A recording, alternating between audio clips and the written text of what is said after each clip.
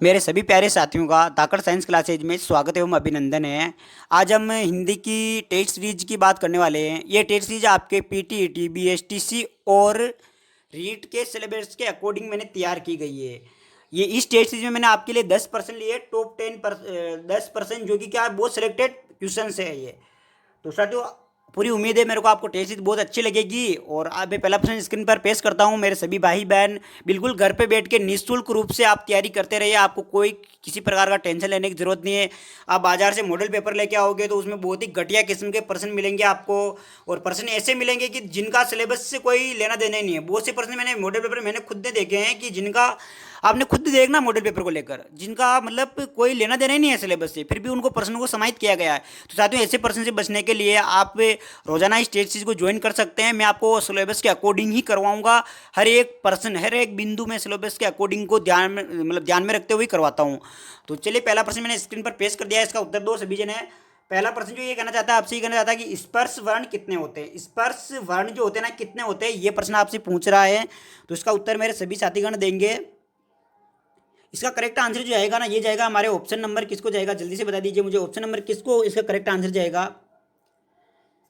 ये जाएगा, ध्यान देना, ये ऑप्शन नंबर डी को जाएगा। 25 जो होते हैं ना, 25 ये हमारे क्या होते हैं, ये स्पर्श वर्ण होते हैं।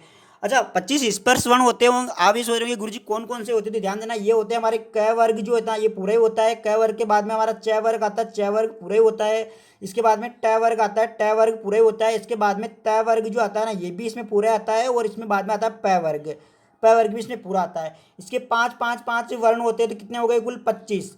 तो ध्यान देना, स्पर्श वर्ण में कितने वर्ण आते हैं, तो स्पर्श वर्ण में वर्ण जो आते हैं ना, ये आते हैं 25। ये कहाँ से कहाँ तक होते हैं, तो क से लेकर मैं तक होते हैं। कहाँ से लेकर कहाँ तक होते हैं, क से लेकर मैं तक। तो ये भी मेरे भाई बहन याद रखेंगे, प्रश्न ऐसा ही पूछा जा सकता है कि स्पर्श वर्ण कहाँ से कहाँ तक होते हैं।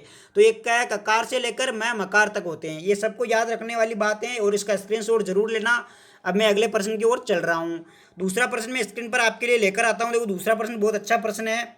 ये भी आपके वर्ण विचार से लिया गया प्रश्न है। प्रश्न साहब आपसे ये पूछना चाहता है कि ध्वनियाँ दी हुई है कुछ, उन ध्वनियों के बारे में बताना आपको। छ, क, थ, फ ध्वनियाँ हैं। ये ध्वनियाँ क्या है, ये आपको बताना है। तो जल्दी से बताएंगे मुझे, मेरे को सभी जन है, क्या है ये ध्वनियाँ। मेरे भाई बहन इसका करेक्ट आंसर देंगे। जो भी साथीगण घर बैठे हैं, आराम से वो टेंशन ना ले, बिल्कुल आप फ्री में टेस्ट सीरीज ज्वाइन करते रहे। और यहाँ पे सबसे अच्छी बात है व्याख्या की। आपको व्याख्या जो है ना, ये बहुत अच्छी बताई जाती है। तो देखो, इसकी इसका जो करेक्ट आंसर होगा ना, पहले मैं बता दूं आपको, वर्ग का ये छह जो है ना, ये वर्ग का कौन सा अक्षर है, तो ये दूसरा अक्षर है। कौन सा, तो ये क वर्ग का दूसरा अक्षर है। क कौन सा है, तो क वर्ग का पहला अक्षर है। थ जो है, थ कौन सा है, तो त वर्ग का दूसरा वर्ण है। और फ कौन सा है, तो फ भी क्या, प वर्ग का दूसरा वर्ण है। तो एक बात आपको समझ में आ गई, ये ध्वनियां दैर्घ्य की ना, जो पहले और दूसरे वर्ग की दैर्घ्य की है। और ध्यान देना चाहती हूँ, ऐसी ध्वनियों को जो पहले वर्ग और दूसरे वर्ग की जो ध्वनियां होती है ना, वर्ण होते हैं ना, उन वर्ण को क्या कहते हैं हम, अघोष कहते हैं। तो ये चीज भी आपको समझ में आई होगी। देखो, अघोष किससे कहते हैं, तो अघोष जो है ना, वर्ग का पहला और दूसरा वर्ण को हम क्या कहते हैं, अघोष कहते हैं। तो ये बात भी आपको अच्छे से समझ में आई होगी। मैं अब अगले प्रश्न की ओर चलना चाहता हूँ। तीसरा प्रश्न आपके लिए स्क्रीन पर पेश है साहब। ये देखो, ये प्रश्न पेश कर दिया है मैंने, बहुत अच्छा प्रश्न है। क्या कहना चाहता है साहब आपसे, प्रश्न प्रश्न आपसे ये कहना चाहता है कि शब्द दिया हुआ है आपको पवित्र। ध्यान देना चाहती हूँ, संधि में आपके दो तरह के प्रश्न आते हैं। एक तो आपको शब्द देकर संधि नाम पूछ लेता है, दूसरा आपको शब्द देकर उसका संधि विच्छेद पूछ लेता है। मैंने दोनों तरह के प्रश्न लिए आपको। ऐसी टेस्ट से आप देखो, पहले भ्रमण कर लेना, भले मॉडल पेपर देख लेना आप, और आपको मिल जाते हैं तो वहीं से पढ़ लेना, बहुत अच्छी बात है तो मेरे लिए। तो आप पहले देखना, ठीक है ना। तो पवित्र का ऐसा शब्द जब भी देता है ना, पहले आप क्या करते हो, उसका संधि विच्छेद करते हो। अच्छा, संधि विच्छेद करने के लिए क्या करना पड़ता है साहब, तो जहां से टुकड़ा कर सकते हो ना, वहां से उसका अलग कर दो। देखो, यहाँ से मैंने इत्र को तो कर दिया, क्या अलग कर दिया। और अब कौन बचा इधर, इधर बचा हमारे ये प बचा है, प को भी मैंने अलग कर दिया। बताओ फिर क्या बचा है, तो इसमें बचा है प्लस औ बचा है। फिर क्या बचा है, औ बचा है। देखो, यही बचा है ना, अभी तक सबको समझ में आ रही होगी ये चीज। तो ध्यान देना, ये कौन सी संधि का उदाहरण है, तो हमें पता चल गया कि औ का मतलब होता है, इसको हम ओ से लिख देते हैं। किससे लिखते हैं, ओ से। और यहाँ पे क्या आ जाएगा, प्लस इत्र ऐसे ही हमारा, और यहाँ पे क्या बच जाएगा, फिर इत्र के बाद में प वर्ण बच जाएगा। तो इसका मतलब आपको समझ में आ गया, ये क्या हो जाएगा, पो प्लस इत्र हो जाएगा। क्या हो जाएगा, पो प्लस इत्र हो जाएगा। इसका मतलब कौन सी संधि हो जाएगी, अयादी संधि हो जाएगी। तो साथियों, ध्यान रखना, इसमें से दो प्रश्न क्लियर हो रहे हैं आपके। पहला प्रश्न कौन सा, कि पवित्र शब्द में प्रयुक्त संधि कौन सी है, तो अयादी है। और इसका पवित्र का संधि विच्छेद क्या होगा, तो पो प्लस इत्र होगा। क्या होगा, पो प्लस इत्र, ये भी याद रखना आपको। तो इसका स्क्रीनशॉट ले लो, मैं अगले प्रश्न की ओर चल रहा हूँ। बिल्कुल आपने इसका स्क्रीनशॉट ले लिया होगा। साहब चौथा प्रश्न मैं स्क्रीन पर लेकर आता हूँ, बहुत अच्छा प्रश्न है चौथा भी। देखो चौथा फिर अलग प्रकार का आ गया, जो मैं बोल रहा था ना, संधि से दो तरह के प्रश्न पूछे जाते हैं। साथ ही मैं आपके सिलेबस को मतलब सिलेबस के अकॉर्डिंग ही काम कर रहा हूँ, 1% भी मतलब अलग नहीं है, 100% सिलेबस पर आधारित टेस्ट सीरीज सोल्व करवा रहा हूँ। आप पेपर उठा के देख लेना, पुराने जितने पेपर है इतने। तो देखो यहाँ पे क्या लिखा हुआ है, ये इत्यादि का सही संधि विच्छेद होगा। इत्यादि का संधि विच्छेद करना तो पहले हम करके देख लेते हैं। तो मैंने क्या बताया था आपको, देखो अलग कर लो, किसको कर लो, इसमें आदि को अलग कर लो। तो यहाँ पे मैंने लिख दिया, क्या लिख दिया, देखो आदि लिख दिया। यहाँ तक तो समझ में आया होगा आपको, आदि लिख दिया। अब चिन्ह किसका है, प्लस का लगा दो। इधर क्या बचा, इधर बचा देखो, ये तो ई तो है, ऐसा का ऐसा ही है, इत्या आधा है। और बताओ ये है ना, इसकी जगह क्या आ जाएगा हमारा, तो इसकी जगह हमारी मात्रा लग जाएगी, किसकी, छोटी ई की मात्रा लग जाएगी। तो क्या हो जाएगा, ये इति प्लस आदि, इति प्लस आदि हो जाएगा। तो इति प्लस आदि डी ऑप्शन में है। और ध्यान देना, इसमें कौन सी संधि होगी, तो इसमें यण संधि होगी, ये भी आपको याद रखना, यण संधि होगी इसमें। तो सभी साथीगण ये दो प्रश्न आराम से क्लियर हो रहे होंगे आपके, कि पहला तो इत्यादि में संधि विच्छेद क्या है, तो इसका संधि विच्छेद जो है ना, ये है इति प्लस आदि, और कौन सी संधि है, तो यण संधि है। अब मैं पांचवें प्रश्न की ओर चलना चाहता हूँ। देखो पांचवा प्रश्न स्क्रीन पर आने वाला है। तो पांचवा प्रश्न किससे लिया गया है साहब, पांचवा प्रश्न लिया है समाज से। अच्छा, समाज से भी प्रश्न आता है आपके, बिल्कुल आता है समाज से प्रश्न। तो अच्छा, क्या आता है समाज से प्रश्न, तो प्रश्न ऐसा आता है, देखो प्रश्न नंबर 5 है, ये आता है कि अंधेरे में रखना मुहावरे का अर्थ है।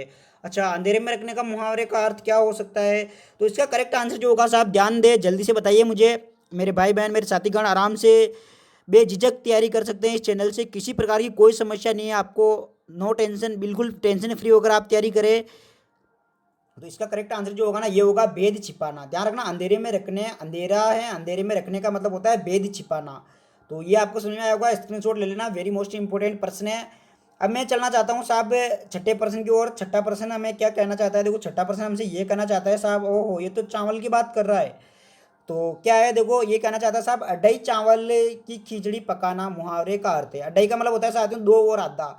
अब आप खुद सोचो, चावल कितने छोटे छोटे दाने होते हैं, और दो और आधे चावल से क्या खिचड़ी बनाई जा सकती है, क्या नहीं बनाई जा सकती है। तो इस मुहावरे का अर्थ क्या होगा, तो इस मुहावरे का अर्थ होता है साहब, जल्दी से बता देना मेरे को। देखो बहुत खतरनाक प्रश्न है ये, ऑप्शन डी और ऑप्शन सी, ये आपको बहुत मतलब कंफ्यूज कर देने वाले ऑप्शन है, इसलिए मैंने इस प्रश्न को लिया है। तो इसका करेक्ट आंसर जो होता है ना, ध्यान देना, अलग रहना। अढ़ाई चावल की खिचड़ी पकाने का मुहावरे का अर्थ होता है अलग रहना। तो ये भी, इसका भी स्क्रीन शॉट लेना, वेरी मोस्ट इंपॉर्टेंट प्रश्न है साहब। अब मैं सातवें प्रश्न आपके लिए लेकर आता हूँ। ये प्रश्न कौन सा लिया गुरुजी आपने, तो ये प्रश्न लिया मैंने साहब वाक्य से लिया है। अच्छा, वाक्य से लिया है, वाक्य से कैसा प्रश्न आता है आपके लिए, तो वाक्य से आपके लिए प्रश्न आता है, ध्यान देना, संयुक्त वाक्य पहचानना है आपको। संयुक्त वाक्य पहचानना, संयुक्त वाक्य क्या होता है गुरुजी, तो संयुक्त वाक्य जो होता है ना, ऐसा वाक्य, ध्यान देना, इसकी ट्रिक देख लेना, बहुत शानदार ट्रिक है। ऐसा वाक्य जिसमें एक तो क्या हो, एक तो सामान्य वाक्य हो, मतलब एक से अधिक सामान्य वाक्य हो। ध्यान देना, एक से अधिक तो सामान्य वाक्य हो, और वो क्या हो, स्वतंत्र हो। सबसे बड़ी बात तो ये। अब आप बोलोगे गुरुजी स्वतंत्र क्या होता है, तो इसका मतलब एक दूसरे पर आश्रित नहीं होते। तो इसका करेक्ट आंसर क्या हो जाएगा, देखो यहाँ पे तो क्या आ रहा है, यहाँ पे देखो ये आ रहा, क्या आ रहा है यहाँ पे साहब, उत्तर देने का ये ढंग ठीक नहीं है। तो यहाँ पे नकारात्मक वाले को इसको तो बाय कर दो, ये तो आएगा नहीं, है ना। यहाँ पे ध्यान देना, ये योजक चिन्ह आ रहा है, और योजक चिन्ह किस में आते हैं, तो योजक चिन्ह आते हैं हमारे मिश्र वाक्य में। तो ये कौन सा वाक्य हो जाएगा, ये मिश्र वाक्य हो जाएगा।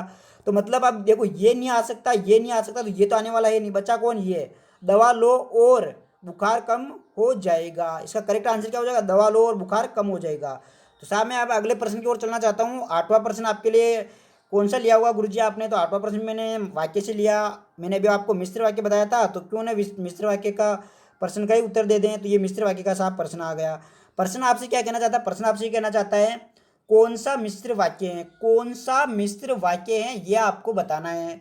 तो देखो मिश्र वाक्य मैंने क्या बताया था आपको, मिश्र वाक्य मैंने बताया था कि साहब इसमें एक से एक तो क्या होता है, होना चाहिए सामान्य वाक्य होना चाहिए, और ध्यान रखना एक तो क्या होना चाहिए, इसमें सामान्य वाक्य होना चाहिए,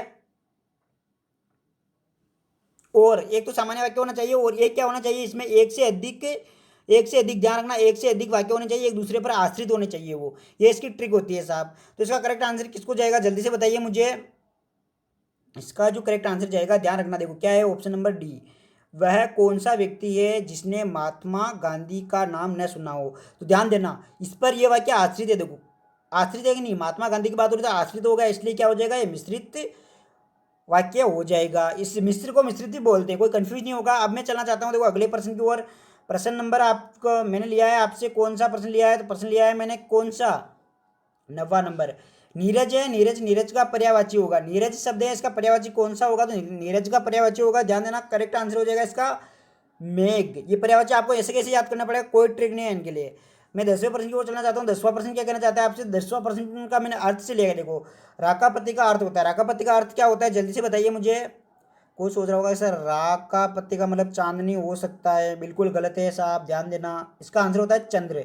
ध्यान देना, राकापत्ति का अर्थ होता है चंद्र। तो साहब ये थे आज के 10% टॉप 10% थे। इन पर्सन में कोई भी किसी भी प्रकार की कोई आपको मतलब लगता है कि सर आप हमारे लेवल के अकॉर्डिंग नहीं है, या हमारे हाई लेवल आता है या लो लेवल आता है, तो मैं उसके अकॉर्डिंग चेंज करूंगा। वैसे मेरे हिसाब से मैं बता दूं, ये परफेक्ट प्रश्न है आपके लेवल के, इसमें कोई चेंज करने की जरूरत नहीं है। बहुत अच्छे प्रश्न है आपके लिए ये, और इसमें चेंज करने की किसी भी प्रकार की कोई जरूरत नहीं है साथियों। तो ये ऐसे प्रश्न पाने के लिए आप इस चैनल को सब्सक्राइब कर लेना और अपने मित्रों के साथ शेयर जरूर करना। मिलते हैं नेक्स्ट वीडियो में, तब तक के लिए पढ़ते रहिए, आगे बढ़ते रहिए, मुस्कुराते रहिए। वंदे मातरम, जय श्री राम।